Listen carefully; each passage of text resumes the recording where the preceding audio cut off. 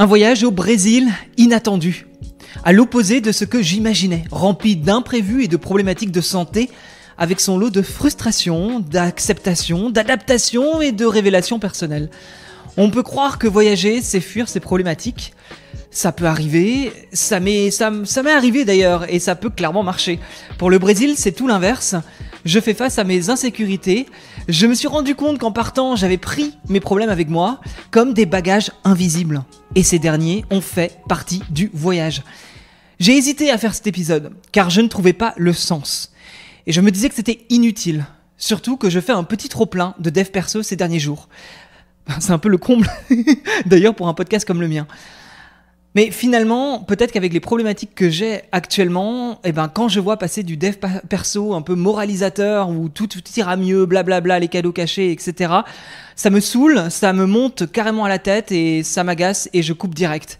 Et aussi toutes les formes de victimisation façon vulnérabilité ultra puissante de « oh là là, ce que je vais vous dire, ceci, cela ». Et quelque part, c'est ce que je suis en train de vous faire et pourtant, je ne veux pas tomber dans ce piège-là. Heureusement pour moi, c'est pas moi qui vais écouter cet épisode, c'est vous. Et donc, vous n'avez peut-être pas cette allergie en ce moment que je peux avoir avec tous ces contenus de développement personnel. Alors, finalement, je me dis comment faire un épisode pour le Brésil qui soit le plus juste. C'est de partager mon histoire, partager les faits, raconter un peu comment je vois les choses, l'histoire d'un voyage qui ne se passe pas comme prévu et comment je change mes perceptions, comment j'accueille les choses. D'ailleurs, le séminaire que j'avais pu faire avec David Laroche, entraîné pour réussir à Genève il y a 3 semaines, m'aide en tout cas à avancer sur ce chemin parce que quelque part, David Laroche, moi, je vois pas ça comme du développement personnel, comme tout ce qu'on peut voir sur Instagram en ce moment. Je vois vraiment comme quelque chose d'une mise en action. Et c'est ce que j'ai aimé. Donc là, je prends les outils pour moi, en fait, me permettre d'avancer et de voir les choses autrement. C'est ce que je fais et ce sera à la fin de ce podcast. Tu verras un peu le bilan et comment finalement je change mes perceptions. Tu verras que c'est pas forcément facile, mais en tout cas, je fais les exercices pour avancer. Premier acte du voyage au Brésil, solitude, infection, blackout, tu vas voir, y a des choses à dire, les choses ne se passent pas comme prévu. Et si ce voyage, qui devait être un échappatoire, me forçait en réalité à affronter mes plus grandes insécurités? Allez, let's go!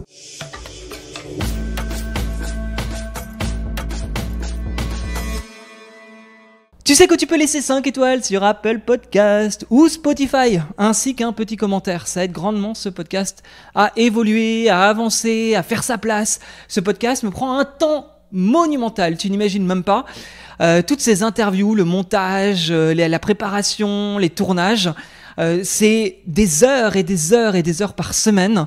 Donc toi, en fait, tu pourrais faire un petit cadeau, à savoir 2 secondes de ton temps, si tu apprécies ce podcast, pour laisser 5 étoiles et laisser un petit commentaire et partager ce podcast au plus grand nombre.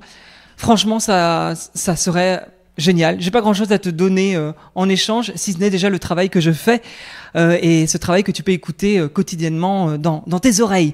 Je te remercie pour ça d'avance et pour tous ceux qui m'ont déjà laissé, parce que je crois qu'on arrive bientôt aux 500 notes sur Spotify et allez, on est en route vers les 300 sur Apple Podcast. Et à tous ceux qui ont déjà laissé des notes, merci. Tout comme sur Instagram, Osez by Nico. Merci à vous de m'envoyer des messages et merci aussi de vous être inquiété là ces derniers temps de ne pas avoir de nouvelles. Souvent, quand je pars en voyage, effectivement, je communique beaucoup et là je communique pas. Vous allez tout savoir et savoir pourquoi je communique pas cette fois-ci, en tout cas que je prends un peu de temps pour justement pour prendre la parole. Pourquoi je suis parti au Brésil? Je ne sais pas. Je sais pas trop. Non, c'est vrai. Une envie d'échappatoire, j'en parlais dans l'introduction, c'est vrai que c'est un peu ça. Et lors d'une conversation avec mon meilleur ami aujourd'hui, Simon l'énergéticien, si tu vas aller voir sur Instagram, il fait de l'énergétique. C'est quelqu'un de passionnant, quelqu'un qui m'a fait beaucoup de bien aujourd'hui d'ailleurs pour me questionner. Et je crois que c'est grâce à son énergie et comment il m'a questionné que j'ai pu voir les choses aussi un peu autrement et me dire que j'allais faire cet épisode. Donc vous pouvez aller le remercier si cet épisode existe aujourd'hui et que tu es en train de l'écouter. Il m'a questionné et j'ai réalisé que quelque part, ce voyage, c'était peut-être une forme d'habitude. Je me suis habitué ces dernières années à partir. J'aime les voyages parce que c'est toujours fort en émotion, en révélation, en histoire. Et ça me paraissait logique en fait d'y aller encore cette année. Les voyages c'est aussi pour moi l'occasion de valider Une croyance. La croyance que je séduis davantage à l'étranger, plutôt qu'à Paris. Alors, c'est vrai que ça peut paraître bizarre dit comme ça, mais bon, chacun a ses croyances, hein, j'ai envie de te dire. Moi, c'est l'une de mes croyances. Et sûrement aussi, ça m'arrange bien parce qu'à Paris, je travaille beaucoup. Je travaille beaucoup en tant que journaliste à France 2. Je travaille beaucoup avec mon podcast, comme je te l'ai dit, des heures et des heures par semaine. Et donc, je prends pas le temps de rencontrer. Et du coup, c'est quand je m'évade à l'étranger que je me dis, là, je vais plaire et ça marche. Et donc, j'ai aussi beaucoup plus de rencontres qui vont m'animer quelque part quand je suis à l'étranger. Donc, en fait, on en revient encore à cet émotionnel. Ça me permet de vivre, de me sentir vivant quand je voyage. Donc, par habitude, là, je me suis dit, je dois encore partir, même si potentiellement, c'était peut-être un peu bancal de prendre ce billet pour le Brésil. Mais je me suis dit, de toute façon, ça va forcément bien se passer comme les voyages précédents. Oui, l'année dernière, c'était la Colombie. Tu as pu écouter toutes les aventures, l'épisode 69, 70, 71, 72, où j'évoque notamment la retraite de silence et de yoga, où j'évoque également le chamanisme, 3 jours de chamanisme à l'ayahuasca, qui avait été un vrai cauchemar. Ça, c'est l'épisode 71. Et je parle de la Colombie et justement des rencontres, des synchronicités. Je parle de la manifestation aussi. Et donc forcément, j'ai vibré, j'ai connecté, et ce fut absolument incroyable, en tout cas dans mon souvenir. Et puis, il y a eu l'Inde aussi il y a 2 ans, épisode 26 et 29, et il y a un épisode avec Jérôme Oliveira, c'est un épisode qui doit être dans les 30 et quelques, sur les relations amoureuses, puisque là aussi j'avais vibré quelque part, j'avais rencontré un Indien, j'étais tombé fou amoureux, j'avais vécu 2 mois absolument incroyables, inattendus, mais dans le côté positif. Et donc forcément pour moi, voyage égale un émotionnel décuplé, où j'arrive à connecter à des choses incroyables. Donc forcément je me suis dit, le Brésil, ça sera la même chose. Donc même si je ne suis pas certain de pourquoi j'y vais, au moins je vais vivre des émotions fortes et agréables. Bon, c'est pas tout à fait ce qu'il se passe.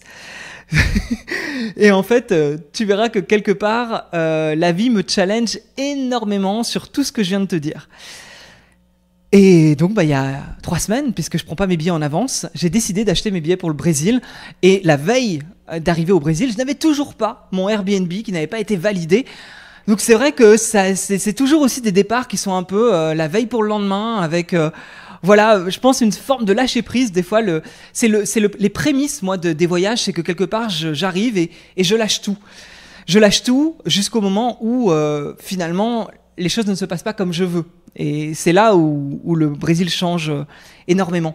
Alors je suis arrivé du coup au Brésil le 2 mai et c'était la veille du concert de Lady Gaga. J'ai appris d'ailleurs que son concert avait lieu avant d'aller au Brésil, mais surtout après d'avoir acheté mes billets. C'est-à-dire que j'ai pas fait exprès d'arriver la veille du concert. Forcément, je ne pouvais pas ne pas aller à Rio pour voir un concert sur la plage de Copacabana, concert gratuit de Lady Gaga. C'était absolument incroyable.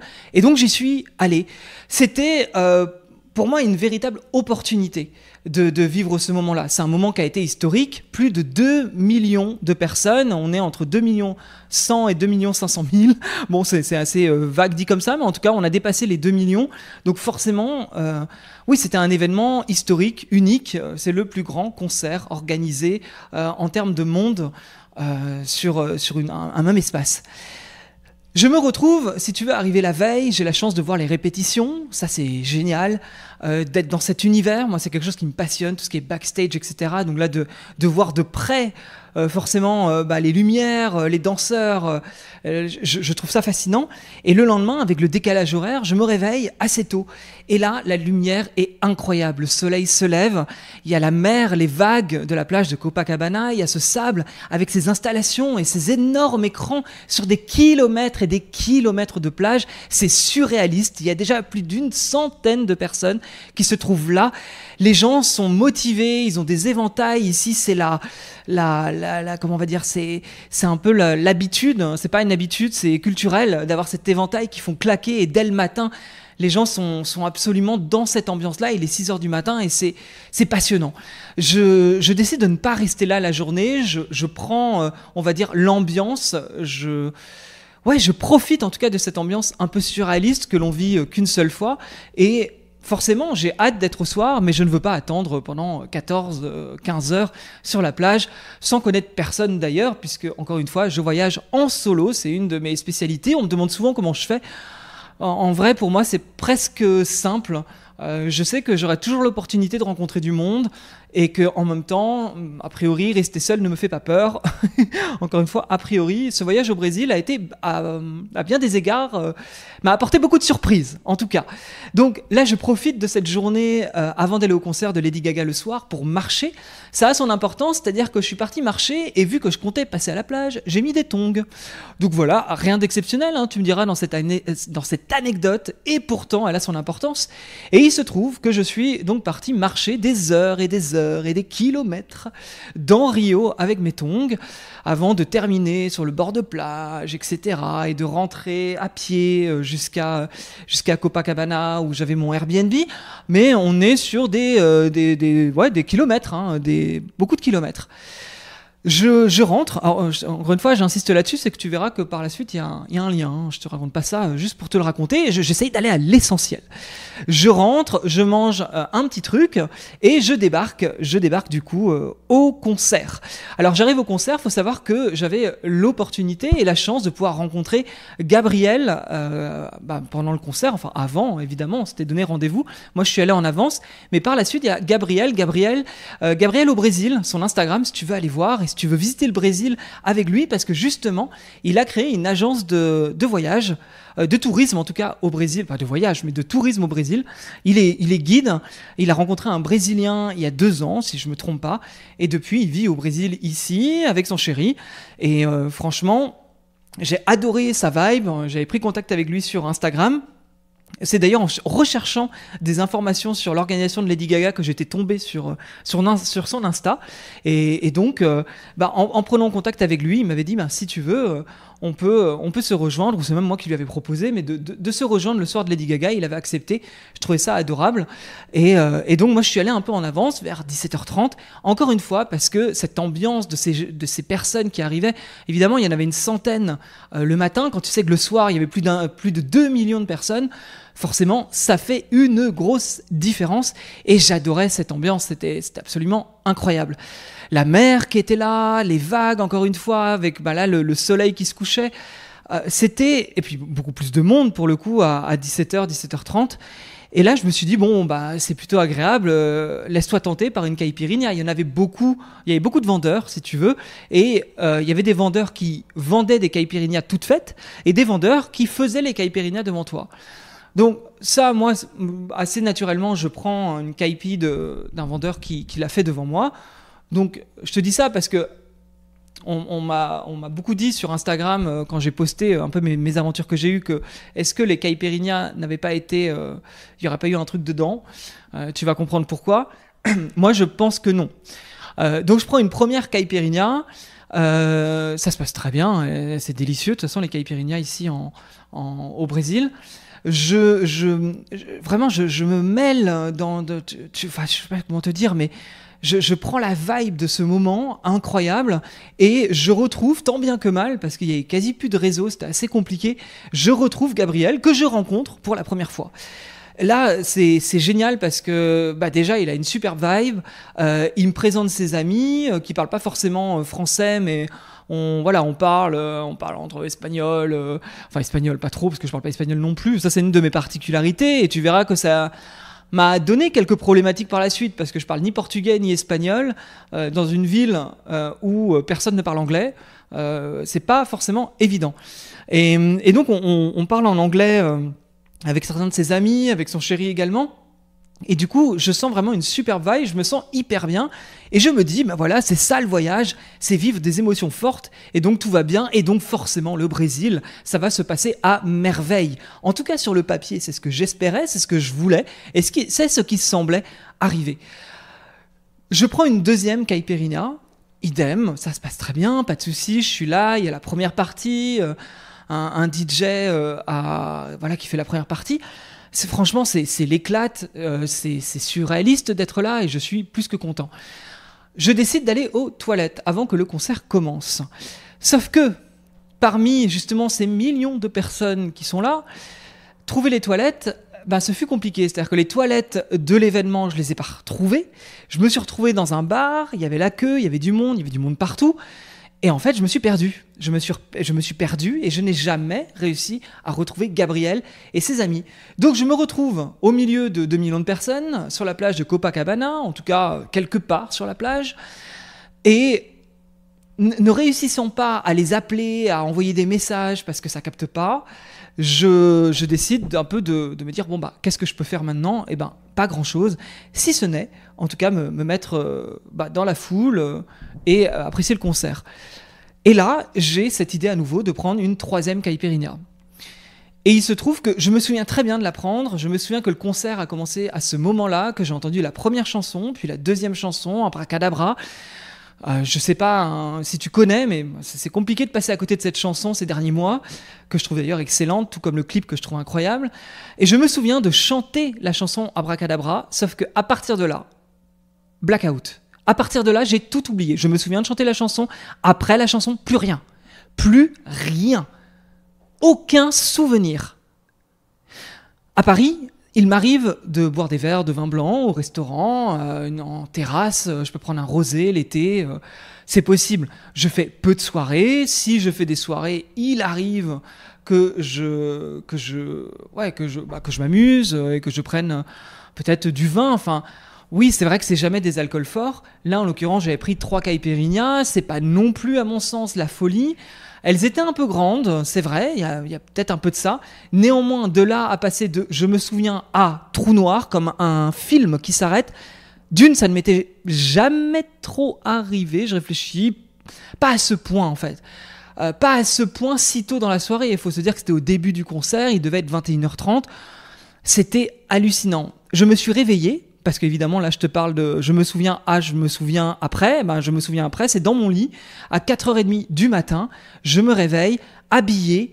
Je ne suis pas tout à fait allongé, je suis à moitié assis, affalé, comme si je m'étais posé finalement. Là, j'ai très mal à la tête. Là, je me dis qu'est-ce qui se passe? Et en fait, il se trouve que par la suite, je vais découvrir que j'ai filmé une partie de la soirée quand je me souvenais pas. Et c'est comme ça que j'ai un peu refait le puzzle. Donc j'ai passé du temps à regarder le concert, sauf que je n'ai pas de souvenirs, mais j'ai des vidéos du concert, en tout cas, des écrans. Et j'ai également des vidéos où je suis assis sur le trottoir, où je me filme, où j'ai envoyé un message sur WhatsApp à mon meilleur ami, où je lui dis que je suis pas bien, que ça ne va pas, que Lady Gaga est en train de parler, mais que moi, je suis en train de vomir. Enfin, c'est effrayant de voir une vidéo que j'ai filmé mais où je ne me reconnais pas, où je ne reconnais pas la scène. Bref, on m'avait dit que Rio pouvait être très dangereux et dans l'état où j'étais quand je vois les vidéos, parce que franchement je fais peur à voir, je me dis mais il aurait pu m'arriver n'importe quoi.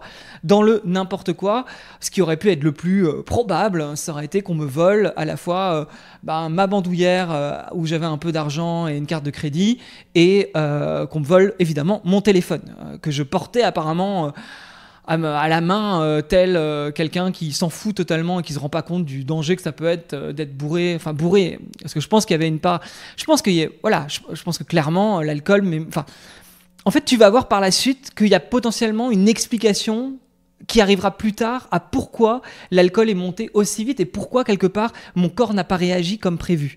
Mais en tout cas, l'alcool a eu un effet et que dans cet effet-là, il aurait pu m'arriver un peu n'importe quoi. Donc si tu veux, cette arrivée en fanfare au concert de Lady Gaga, je m'en souviendrai toute ma vie, quelque part, je m'en souviendrai de la situation, même si je ne me souviens pas du concert. En l'occurrence, le lendemain, je me balade, je me rends compte que j'ai un peu mal aux pieds, je fais pas trop attention, je mets des baskets et je vais prendre l'air parce que tu imagines bien que le lendemain de cette soirée, j'étais pas des plus frais, je me sentais pas super bien. Je profite quand même pour découvrir un peu la plage de Copacabana et d'Ipanema avant de rentrer et le lendemain, je quittais Rio puisque mon but premier en arrivant au Brésil, là, j'étais resté à Rio pour Lady Gaga, mais mon but premier, c'était d'aller à Ilha Grande. Ilha Grande, qui est une île qui se trouve à 3 heures de bus / taxi, plus une demi-heure de bateau. Oui, c'est ça, on appelle ça un bateau. De bateau, donc c'est pas la porte à côté, enfin c'est pas la porte à côté, c'est pas loin non plus, mais ça demande quand même un petit peu de temps pour y aller. Je me retrouve à aller à Ilha Grande, une île absolument incroyable, dans le sens que c'est à la fois la jungle, les plages, un petit village où tout le monde, où il y a le plus de monde en général. Il y a les bars, les restos, les magasins, les boutiques de souvenirs, etc. Mais ça reste très pittoresque dans l'idée. Enfin, en tout cas, j'ai trouvé. Et du coup, c'est très très beau. La mer est turquoise, le sable blanc. C'est à la fois festif, mais en même temps pas trop. Enfin, il y a, je trouve, un juste milieu qui est absolument exceptionnel. Mais je découvre ce jour-là que j'ai vraiment très très mal aux pieds. Et c'est là que je réalise que, en fait, 2 jours avant, quand j'ai fait mes kilomètres et des kilomètres en tongs, je me suis ouvert le pied avec la tongue, et qu'en fait, je veux dire, ça t'est déjà arrivé, j'imagine, de te faire mal aux pieds avec une paire de chaussures, avec une tongue, en voyage. Ça arrive. En l'occurrence, là, c'était le cas, mais j'ai bien vu que c'était ouvert. J'ai bien vu que ça saignait, en fait, je m'étais pas rendu compte de tout ça. Je sais pas pourquoi d'ailleurs, je m'étais pas trop rendu compte. Mais là, me retrouver ici, je vois que, ouais, on est proche de l'infection au pied, que c'est très douloureux, que je n'arrive pas à marcher. Je papote un peu avec mon ami ChatGPT, je sais pas si tu saisis, hein, ChatGPT, l'intelligence artificielle, qui m'aide énormément dans ce voyage au Brésil, parce qu'il me fait beaucoup de traductions, notamment des traductions de menus, etc. Je suis pas là pour te faire un cours sur sur l'intelligence artificielle, néanmoins, il m'aide énormément, il me suit beaucoup. Enfin, il me suit, je lui demande pas mal de choses. Et là, je lui envoie une photo de ma blessure. Je lui dis un peu qu'est-ce que je dois faire. Bon, j'apprends rien de fantastique. Il me dit faut désinfecter, faut pas que ça soit, faut pas qu'il y ait un contact avec le sable, faut pas aller dans l'eau, faut laisser cicatriser pendant quelques jours. Enfin voilà, des choses que je pouvais un peu savoir, mais quand même où je me dis c'est pas foufou. Et c'est surtout que au-delà d'avoir juste une cloque qui a éclaté, c'est que c'est méga douloureux. Je n'arrive pas à poser mon pied à terre, je boite, et le lendemain, c'est pareil, quoi. Donc je me retrouve lundi, mardi et mercredi à être en mode, je suis sur une île, je ne peux ni aller randonner, alors que c'est l'une des activités, et je ne peux pas aller dans l'eau. Bon, c'est un peu bête hein, quand tu es dans un endroit comme celui-là. Alors, c'est pas gravissime. Je décide de prendre mon mal en patience. C'est à ce moment-là d'ailleurs que j'ai pris du temps le matin pour me poser au bord de plage dans une sorte de restaurant-café hyper agréable. Enfin, restaurant-café, c'est pas une terrasse parisienne. Hein. Là, on est vraiment sur la terrasse avec la mer, avec l'arbre qui te protège du soleil. Enfin, c'était absolument chou. Et là, je profite pour travailler sur le séminaire de David Laroche, pour préparer l'épisode de podcast que je vais vous enregistrer et qui sortira bientôt, et également pour vous préparer, pour ceux qui ont commenté sur mon Instagram, sur le réel de l'événement, de vous envoyer mes notes mises à jour et surtout mises au propre. Donc j'en ai profité pour en fait travailler sur le séminaire qui avait eu lieu une semaine avant. Et c'était pas si mal, quelque part, de remettre mon nez là-dedans. Donc, j'y voyais presque quelque chose de positif à ce moment-là. Et l'après-midi, je profitais pour bronzer, pour prendre finalement du temps et me reposer. J'ai d'ailleurs noté que je m'endormais très facilement. Un peu trop facilement et un peu trop souvent. Tu verras encore une fois que tout ce que je te dis là, c'est que c'est un peu comme un effet domino, c'est-à-dire que là, petit à petit, le blackout, ensuite l'infection au pied, c'est au fur et à mesure, en fait, je pense être arrivé au bout de mes petits problèmes, mais en fait, ce n'est que le début. Je réalise d'ailleurs, au milieu de tout ça, que quand je suis le soir à prendre une bière au bord de plage, je me sens pas forcément à ma place. Déjà, d'une, je me sens assez seul, et je me sens pas à mon avantage, je me sens pas très beau. Alors ça peut paraître bizarre dit comme ça, mais disons que ça faisait 3 jours que je bronzais, et je bronzais pas tant que ça en fait, j'essayais de bronzer. Et du coup, j'ai l'impression d'être toujours aussi blanc, j'ai toujours très mal aux pieds, il se trouve que j'ai quelques boutons sur le torse, mais ça idem, on va y revenir sur le coup, c'est pas très grave, mais en fait c'est un tout qui fait que je me dis, je suis en voyage, mais je me sens pas super bien. Il y a un truc qui va pas. Donc, je mets ce truc qui va pas sur le pied, sur les petits boutons, sur le fait que je bronze pas, et que je sais pas pourquoi. Enfin, tu vois, j'essaye de trouver ça, alors qu'il y a quand même, au fond de moi, quelque chose qui va pas. Ouais, c'est comme ça. Pourtant, je suis sur une plage, tout est beau, tout est magnifique, et non, ça matche pas. J'arrive pas à retrouver en fait le flow de mes voyages précédents. Alors je me rassure en me disant que c'est le début, et que finalement ça fait que 3, 4, 5 jours que je suis là, et que forcément ça va suivre.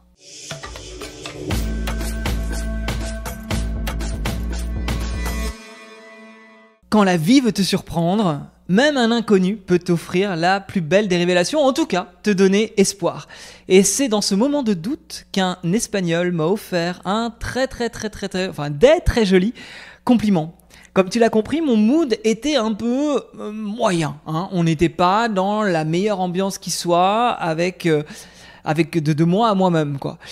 Et en parlant sur une application, je papotais avec un Espagnol qui, comme ça, franchement, ne me plaisait pas plus que ça. Il n'y avait pas grand-chose, et en plus, son profil était relativement vide, mais il avait envie qu'on se rencontre assez rapidement. Du coup, j'avais pas trop de raison de le rencontrer. Et pourtant, il me semble que dans la demi-heure où il a pris contact avec moi, on s'est rencontrés. En pleine journée. C'était un peu atypique parce qu'encore une fois, je boitais, je me sentais pas forcément bien, je me sentais pas à l'aise en tout cas pour rencontrer quelqu'un, en tout cas clairement pas dans un but de séduction, qui plus est, dans un but de séduction avec quelqu'un qui ne me plaît pas plus que ça. Donc, il n'y avait pas de raison. Et comme si mon intuition me poussait à aller le voir, sans trop savoir pourquoi. C'est fou comment des fois, on fait des choses qui ne sont pas logiques. Et honnêtement, cette rencontre avec lui n'était pas du tout logique. En règle générale, c'est le genre de personne à qui j'aurais pas forcément répondu, ou j'aurais dit que je n'étais pas intéressé. En tout cas, je n'aurais jamais accepté une invitation. C'est très étrange. Il se trouve que je l'ai retrouvé, et en fait, j'ai été extrêmement surpris. Il était excessivement solaire. Il dégageait quelque chose de fluide, de souriant, de communicatif, de drôle, de facile en fait à rentrer en contact. Il parlait, alors ça je le savais pas non plus, mais il a vécu en France, donc il parle un peu français, il parle anglais, il parle espagnol, il parle portugais. Enfin vraiment quelqu'un qui est bourré de charme, qui est solaire, et qui en fait dès le moment de la rencontre, il m'embarque. Et si tu veux, on passe un super moment. Et en fait, ce jour-là, ce qui a été fou, c'est que il m'a dit, mais t'es incroyable, t'es super charmant, c'est fou qu'un mec comme toi soit célibataire, etc., etc., etc.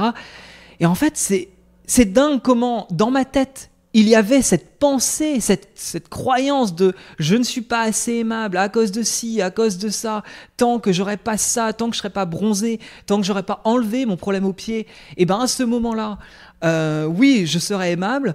Et là, je me rends compte que, en fait, l'espagnol est totalement sous mon charme, alors que, il a bien vu que je boitais un peu, que j'étais loin d'être parfait, en tout cas, parfait dans mon regard que je pose sur moi. Mais du coup, ça m'a donné, en tout cas, ça m'a clairement amené une petite parenthèse où je me suis dit, ça permet juste de mettre de côté cette espèce de little monkey, tu vois, ce petit singe qu'on a dans notre tête qui n'est pas toujours futé et qui te fait croire des choses.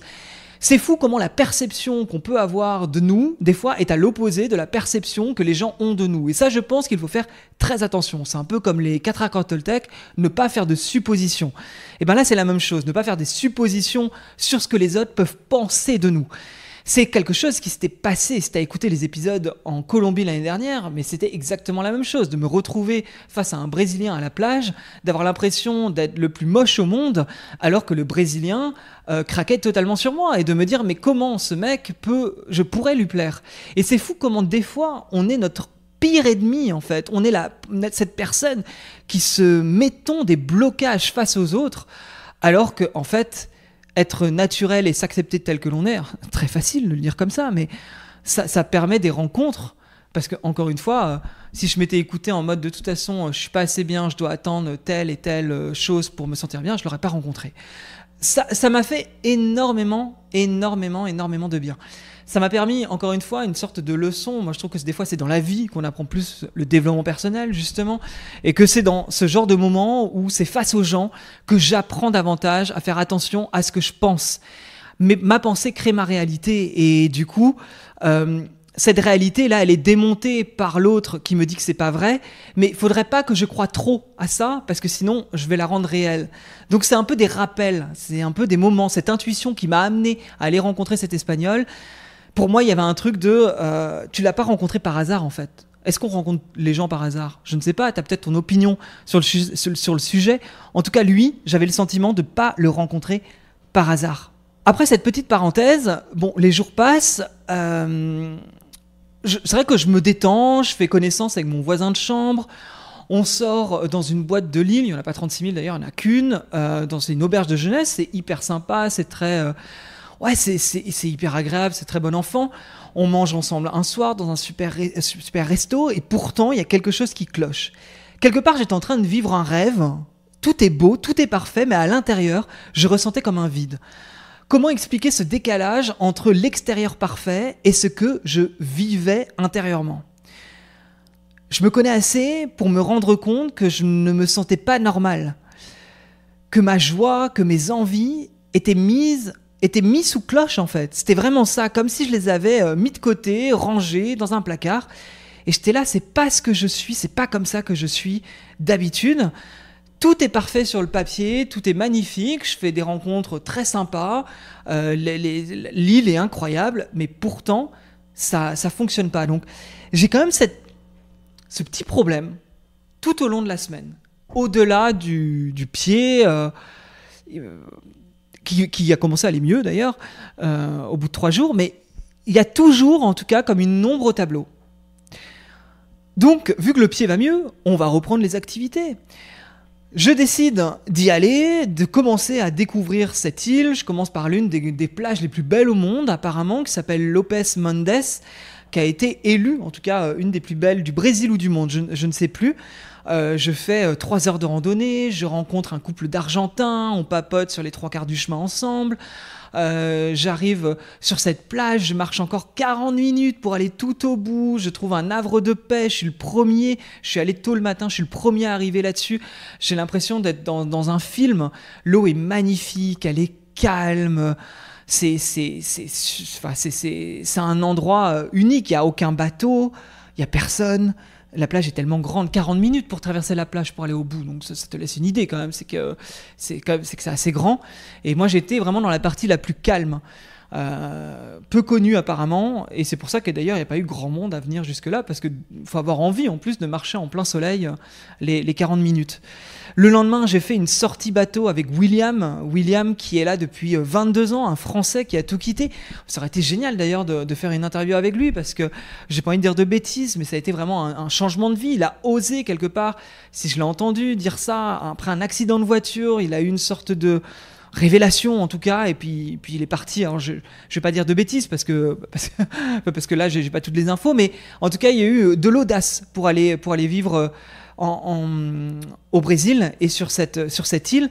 Et du coup, là pareil, le hasard des rencontres. Il faut savoir que William, je l'ai rencontré en allant sur cette fameuse plage le matin à 8h. Lui, il allait au village pour faire sa journée d'accompagnement touristique avec son petit groupe de Français. Et en fait, je l'ai croisé, et en fait, en lui demandant mon chemin, il a vu que j'étais Français, il m'a proposé, je lui ai pris son numéro pour éventuellement faire un tour avec lui, ce que j'ai fait le lendemain. Donc pareil, la magie des rencontres, et je regrette pas parce que j'ai passé une super journée. Tout était parfait. On était un petit groupe de 10 personnes, de 10 Français, et franchement, que ce soit le tour, les gens, les activités, William, le guide, c'était un vrai bonheur. On a fait du snorkeling, du tuba, masque tuba, où j'ai eu l'occasion de voir des tortues. C'était magnifique. J'ai nagé avec une tortue, dans une eau turquoise. C'était tellement beau. J'ai vu plein de poissons. On a fait une randonnée. On a été voir une cascade. On a mangé au bord de mer. On a vraiment, vraiment, vraiment profité. Le groupe était adorable. Et en fait, si tu veux, dans tout ce côté parfait, il y avait des microsecondes où je me déconnectais et je me disais, mais je suis pas bien. Je me suis retrouvé à culpabiliser dans un décor qui semblait tout droit sorti d'une carte postale. Et là, la question m'a traversé l'esprit, pourquoi j'arrive pas à apprécier ? Pourquoi ce n'est pas magique? Pourquoi ce n'est pas aussi magique que ce que je vois à travers mes yeux, en fait?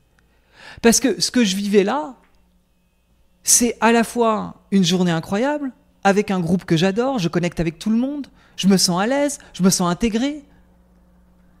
Qu'est-ce qui ne va pas? Quel est le problème? Et encore une fois, cette ombre au tableau qui est là, sans savoir pourquoi. Le soir, je passe ma soirée avec 2 filles françaises rencontrées lors de cette journée, Maude et Zoé, et on se retrouve sur la plage. On boit, enfin moi je bois 2 caipirinhas, fruits de la passion.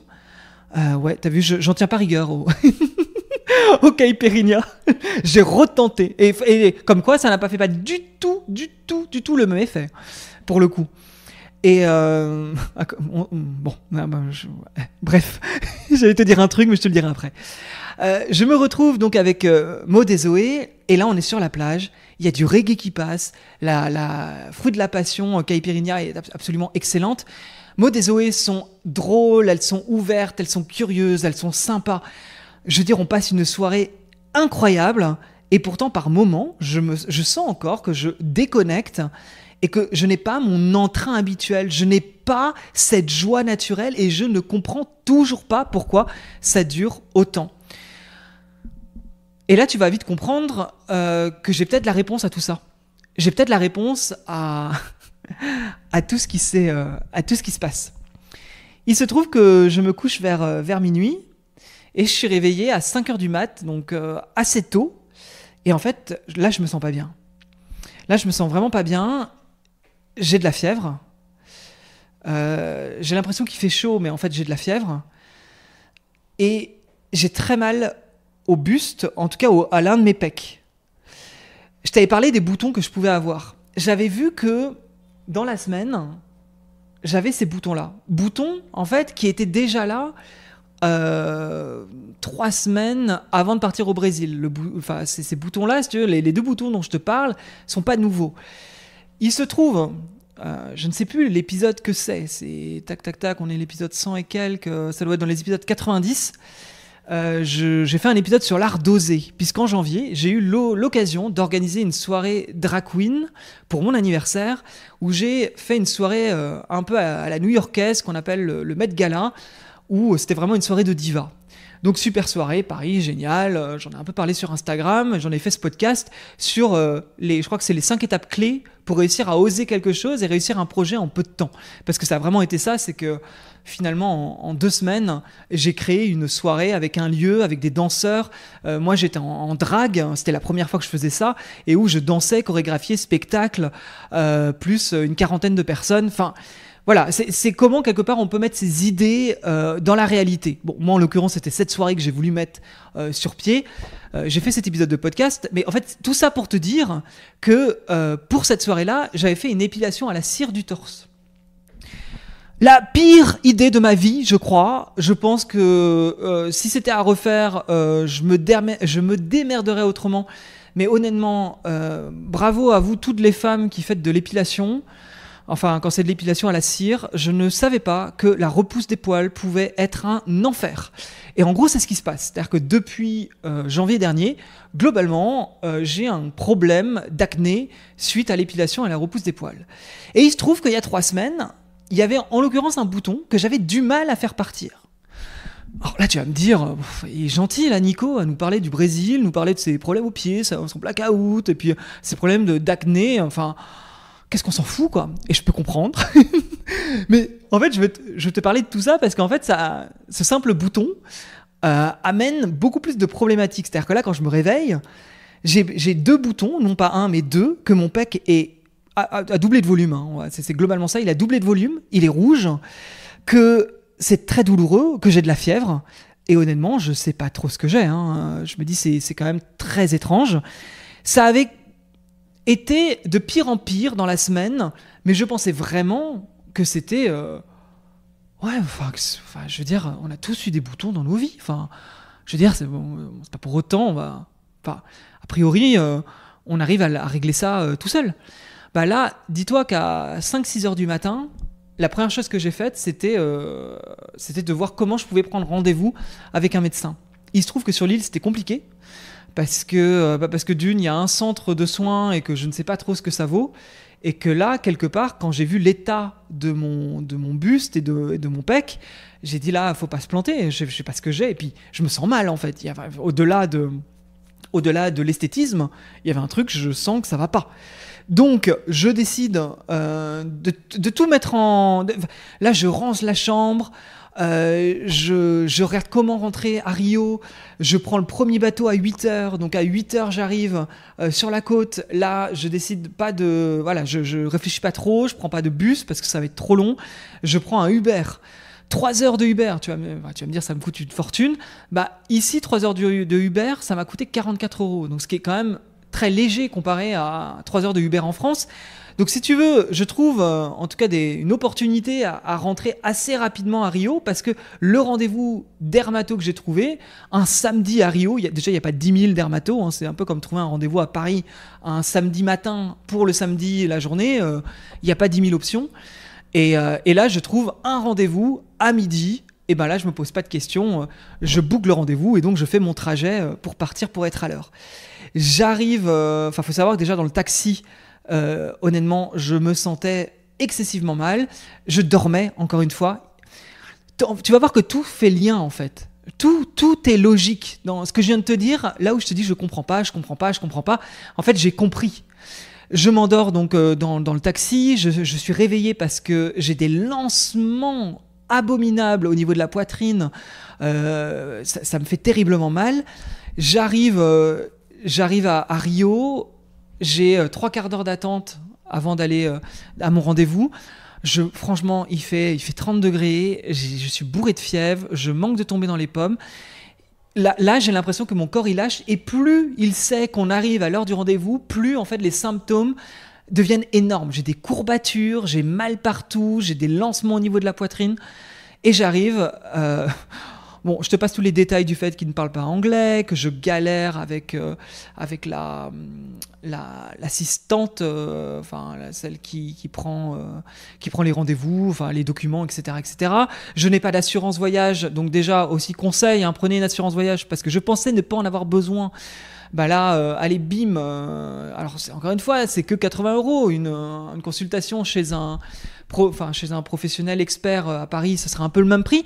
Néanmoins, c'est des prix qui m'auraient été remboursés si j'avais une assurance. Donc là, je finis par voir le médecin qui a du retard, parce qu'il pareil, il a eu un problème de santé, donc il me prend avec 1 heure de retard. Moi, je comate dans la salle d'attente.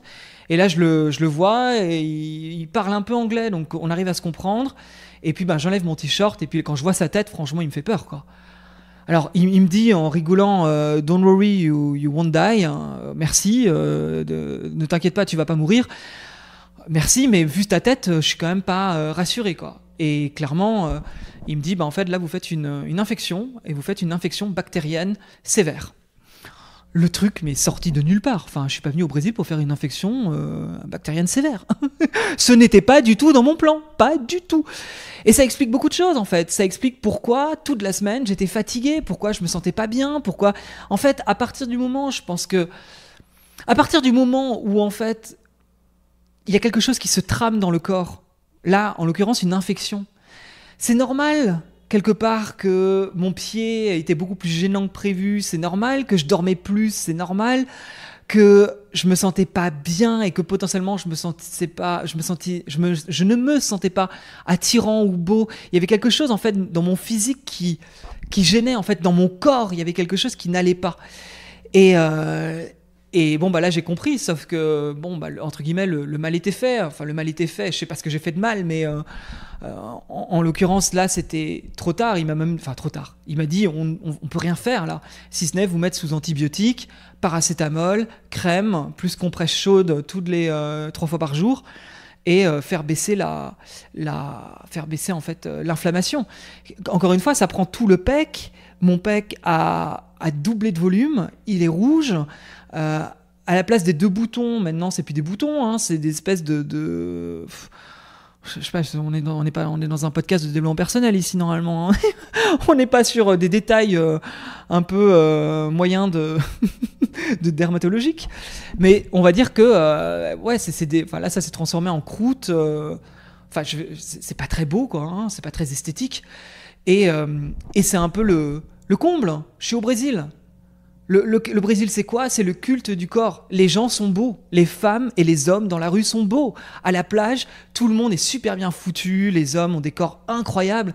Et moi, qu'est-ce que je fais au Brésil? Je fais une infection bactérienne de mon bus, enfin de mon pec. Voilà, tout simplement.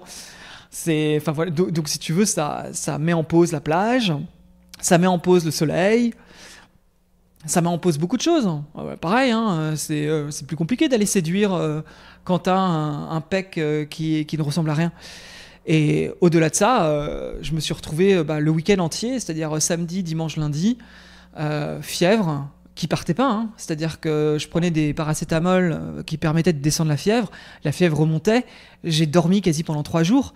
En fait, c'est incroyable comment une infection dans le corps peut puiser autant d'énergie. Et en fait... heureusement que j'ai un Airbnb qui est plutôt sympa. Enfin, il n'est pas incroyable, mais on va dire qu'il est confortable.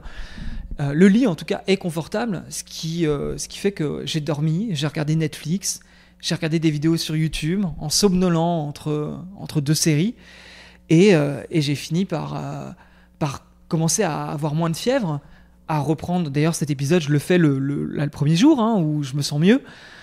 Parce que j'arrivais à rien, j'avais plus envie de rien, c'était compliqué. Et je pense que du coup, ça explique, en fait, tout ce qui s'est passé depuis le début de ce voyage. Je pense qu'il y a une probabilité pour que je sois arrivé au Brésil avec cette infection naissante, peut-être bénigne, qui n'était pas grand-chose, mais qui était là. Peut-être que ça explique pourquoi les caipirinhas du concert de Lady Gaga, mon corps ne les a pas acceptés de la meilleure manière. Peut-être que ça explique pourquoi ça a été si compliqué de me couper en tongs et que ça soit finalement plus qu'une simple ampoule, mais que ça soit plus compliqué à guérir, plus douloureux. Ça explique pourquoi je dormais tous les jours quand j'étais à la plage ou quand j'étais à l'hôtel. Je m'endormais constamment. Je me rends compte que ça explique aussi peut-être pourquoi je me sentais absent. Pourquoi j'arrivais pas à profiter du moment présent et être toujours bien. Pourquoi j'étais fatigué, pourquoi j'avais du mal à accepter un verre le soir, parce qu'à 21h, j'avais qu'une envie d'aller au lit. Il y avait beaucoup de signaux, en fait. Et c'est quelque chose presque que j'ai envie de te dire, c'est à quel point est-ce que tu écoutes les signaux de ton corps. Parce que là, je pense que les signaux étaient là, mais que je ne les écoutais pas. Et à partir du moment où le médecin a dit « vous avez une infection bactérienne sévère », ça expliquait en fait toute la semaine où je ne me sentais pas moi-même, où je ne me sentais pas normal. Donc, tout ça pour ça, tu vois, quelque part. C'est à quel point ça a été comme un jeu de domino qui s'étale pour arriver sur bim, voilà le nœud du problème, voilà ce qui n'allait pas. C'est hyper intéressant de voir que s'écouter, encore une fois, bon là, rien de nouveau, j'enfonce une porte ouverte, mais à quel point s'écouter, ça peut être quand même ce qu'il y a de plus important. Ce voyage est donc forcément différent.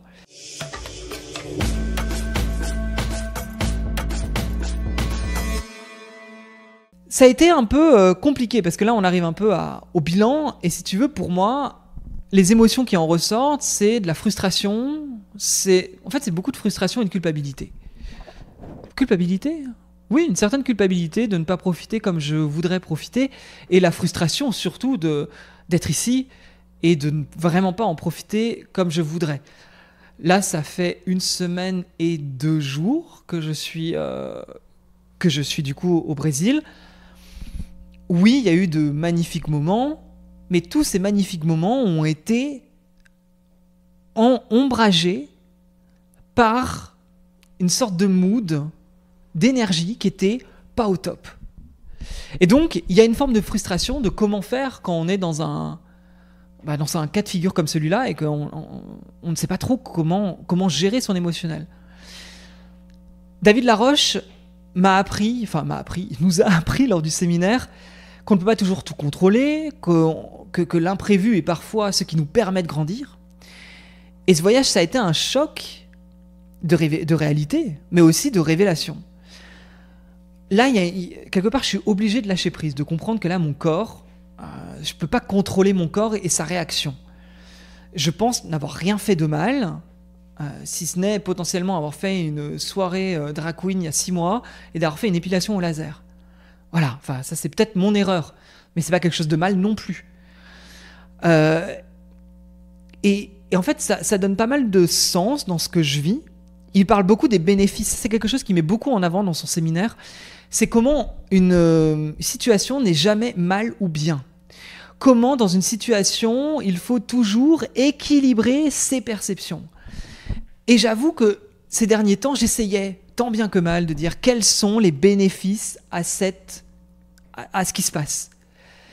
Et honnêtement, je ne les trouvais pas. J'ai essayé par écrit, j'ai essayé dans ma tête. Tu me diras, des fois j'étais au fin fond de mon lit avec de la fièvre. C'était pas non plus les meilleurs moments pour chercher les bénéfices. Et puis aujourd'hui, en discutant avec mon meilleur ami au téléphone, pendant 2h30, je me suis rendu compte que il y avait de nombreux bénéfices à cette situation.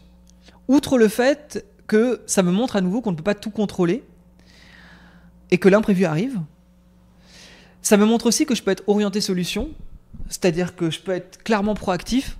Quand je vois que mon corps c'est plus possible, je sais prendre le taureau par les cornes, prendre le premier bateau, prendre un Uber et arriver à prendre un rendez-vous un samedi le jour même pour un dermato. Quelque part, j'ai su m'écouter et ne pas prendre le risque de mettre mon corps de côté. Donc, l'importance aussi quand même, si même j'avais des signaux, mais que j'en voyais pas le fond, j'ai réussi à un moment donné à savoir quand c'était stop, je dois partir et je dois trouver une solution. Ça casse aussi une croyance en termes de bénéfices, c'est cette croyance que forcément à l'étranger, tout sera parfait et formidable. J'avoue que ça la fragilise énormément, parce que là, quelque part, non. Non, on peut être sur une île avec de l'eau turquoise, des gens incroyables, et que tout se passe bien, et ne pas être bien. Oui, certes, ça vient peut-être sûrement, du fait que j'ai un problème de santé. Néanmoins, ça arrive. Et donc, on peut être à l'étranger et que ça ne se passe pas aussi bien. Peut-être que si j'étais resté en France, je n'aurais pas eu cette infection, elle ne se serait pas développée autant, ou je ne sais quoi, mais en tout cas, partir à l'étranger n'est pas la réponse à tout. Là où dans ma tête, il y avait un côté, je vais aller à l'étranger, je vais me sentir excessivement bien, comme si je prenais une pilule magique de bonheur, et mes problèmes de boutons que j'avais quand même depuis quelques semaines vont disparaître avec le soleil qui va assécher les boutons. C'est quelque chose d'assez connu en général quand on a de l'acné, donc ça va assécher les boutons, ça va bronzer mon corps, tout va disparaître, donc je vais me sentir bien, je vais me sentir heureux, je vais rencontrer du monde et vivre des expériences incroyables. Je reviens sur pourquoi je partais au Brésil. Et finalement, non. Cette croyance, elle n'est pas forcément vraie. Elle peut aussi se fracasser en vol, et c'est ce qui s'est passé aussi. Donc ça fait partie des bénéfices, c'est de voir que les choses ne sont pas si binaires, et que la croyance que j'avais là, en fait, elle est fortement fragilisée actuellement et c'est pas plus mal. Je peux aussi avoir finalement une superbe vie en France, là où quelque part j'attends toujours de partir au bout du monde pour me sentir bien. Ça me permet aussi de me reposer sans culpabiliser. Ça, c'est aussi quelque chose, c'est-à-dire que là, j'ai pris 3 jours où j'ai regardé des séries que je regardais pas, où j'ai pris du temps, où j'ai vraiment été avec moi. Alors, forcément, j'y étais un peu forcé, hein. Mais moi qui ai beaucoup de mal à prendre du temps pour moi, ça fait partie des bénéfices quelque part. C'est là d'avoir pris du recul et mine de rien, dans un mal-être global, de me sentir bien dans ce cocon de ce Airbnb à Rio. Et en plus, autre chose pas négligeable, il pleuvait. Ouais, c'était les 2-3 jours de pluie et de gris. Et ça s'est tombé durant mes 2-3 jours de fièvre. Donc, honnêtement, ça m'a fait du bien et c'était aussi une sorte de bénéfice que j'ai eu. Et je vais te parler également à nouveau des rencontres. C'est que... comment je vais te dire ça ? Je n'ai pas envie que ça dure 1 heure non plus, mais là, on va arriver à l'heure de podcast.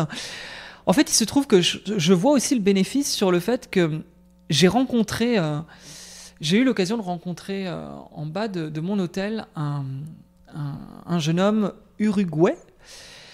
Et c'est vrai qu'il y a eu vraiment... Moi, j'ai un coup de cœur. J'ai eu un véritable coup de cœur. Je le trouvais lumineux, souriant, hyper sympa. Je vais pas te dire que c'était un gros connard, hein. Évidemment que je lui trouvais beaucoup de qualités. Et le fait est de ne pas me sentir bien. J'ai pas été plus loin, on aurait dû se voir plusieurs fois. Et en fait, on n'a pas eu l'occasion de se voir parce que souvent, il me proposait d'aller au resto ou de se voir le soir à partir de 21h, sauf que tu l'auras compris, moi, le soir, j'avais du mal. Le soir, j'étais souvent en fait à aller me coucher parce que je sentais que ça n'allait pas, j'étais fatigué.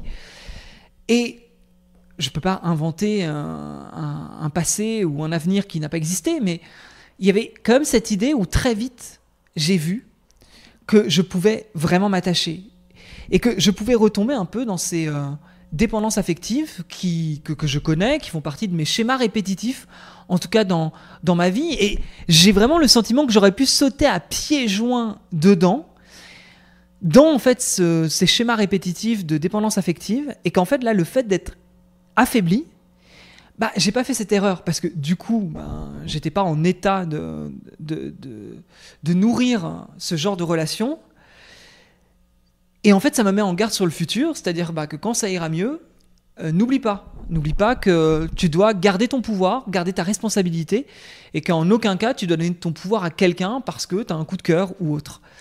Et donc, encore une fois, tout ça, c'est très personnel, ce que je te partage, parce que c'est vraiment des bénéfices que je vois, où je me dis, finalement, grâce à ça, et je pense que je pourrais en trouver d'autres, grâce à ça, j'apprends à ne pas contrôler. J'apprends à casser ma croyance que l'étranger, c'est forcément incroyable. J'apprends à me reposer sans culpabiliser. J'apprends à ne pas tomber dans des dépendances affectives qui auraient été clairement là et où j'aurais sauté dedans à pieds joints. Le fait est de passer par ces états-là, ça me permet de prendre du recul et de me comprendre davantage, de voir comment je marche. Évidemment, il y a des aspects négatifs avec ce que je vis, mais pas que. Et c'est ça qui est intéressant, et je sais qu'en travaillant avec un coach au séminaire de David Laroche, elle m'avait dit, dans ta vie, je t'invite vraiment à toujours expérimenter l'équilibre entre les bénéfices et les inconvénients.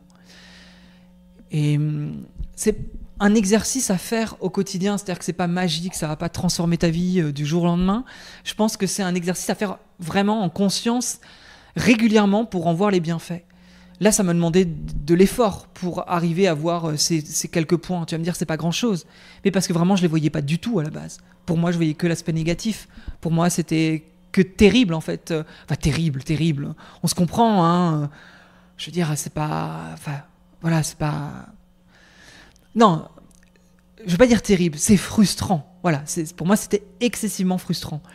Et en fait, oui, c'est frustrant, mais c'est aussi... Il y a des avantages à cette situation. Voilà un petit peu pour ce début du Brésil. Pour moi, c'était important de te partager ça, et également pour te montrer que tout n'est pas forcément rose et qu'on peut partir au bout du monde, justement, pour ceux qui croient que tout est absolument fantastique quand on voyage. Non, pas forcément, et que je peux montrer des belles plages sur Instagram, bien que je ne l'ai pas fait beaucoup ces derniers temps, mais que là je le faisais pas trop parce que j'étais plus au lit sous la couette que sur des belles plages. En tout cas, je vais te tenir au courant de comment les choses évoluent. J'ai envie d'être orienté solution, j'ai envie d'être orienté en tout cas positif. C'est-à-dire que cet épisode pour moi c'est un peu clôturé. Je veux clôturer quelque chose qui existe depuis une semaine, mais je ne veux pas que ça continue. Donc l'idée pour moi c'est presque symboliquement là de dire je t'ai raconté les faits. Je ne veux pas que ça soit plaintif, je ne veux pas que ça soit dans de la victimisation. Voilà ce qui s'est passé, voilà ce que j'en ai retiré. Maintenant c'est du passé. Et maintenant, je vais passer à autre chose. En gros, c'est ça. Donc, je te dis à très bientôt. Bientôt, l'épisode avec David Laroche sur le séminaire Entraîner pour réussir. Bientôt, la suite du Brésil. Bientôt, des interviews. N'hésite pas à laisser 5 étoiles sur Apple Podcast ou Spotify. Allez, je te le répète une petite dernière fois. Et je te dis à très, très, très, très bientôt. Allez, je vais mettre un peu de story et de soleil sur Instagram si tu veux aller voir aussi. Du coup. Allez, des bises. Salut.